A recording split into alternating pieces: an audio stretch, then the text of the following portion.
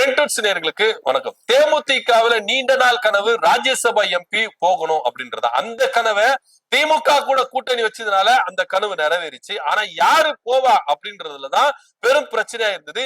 பிரேமலதா விஜயகாந்தா இல்லாட்டி எல்.கே. சுதீஷா இப்படின்ற ஒரு மோதல் குடும்பத்துக்குள்ள பயங்கரமா வெடிச்சிருக்கு. கடைசியில எல்.கே. சுதீஷா அப்படின்னு சொல்லிட்டு விடாப்படியா சண்டை போட்டு என்ன பண்ணிருக்காரு, தன்னுடைய அக்கா கிட்ட இருந்து அந்த பதவியை வாங்கியிருக்கிறாரு. பிரேமலதா விஜயகாந்த் அவர்களும் தேர்தல் டைம்ல கட்சி உடைய வேண்டாம், குடும்பத்துக்குள்ள சண்டை வேணாம் அப்படின்றத விட்டு கொடுத்திருக்காங்க. அது மாத்திரம் இல்லாம விஜயகாந்த் மகன்கள் சண்முக பாண்டியன், விஜய பிரபாகரன் ரெண்டு பேருமே தன்னுடைய மாமாவுக்கு ஆதரவா இல்ல.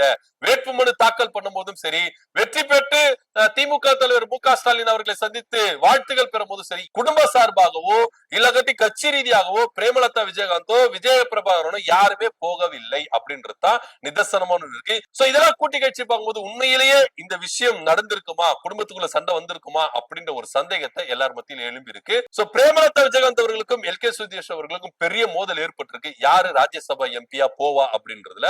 இதுல பிரேமலதா விஜயகாந்த் அவர்கள் விட்டு கொடுத்ததாகவும் ஒரு தகவல் இருக்கு. இதை பத்தியோட கருத்து நம்ம கமெண்ட் பண்ணுங்க. நன்றி, வணக்கம்.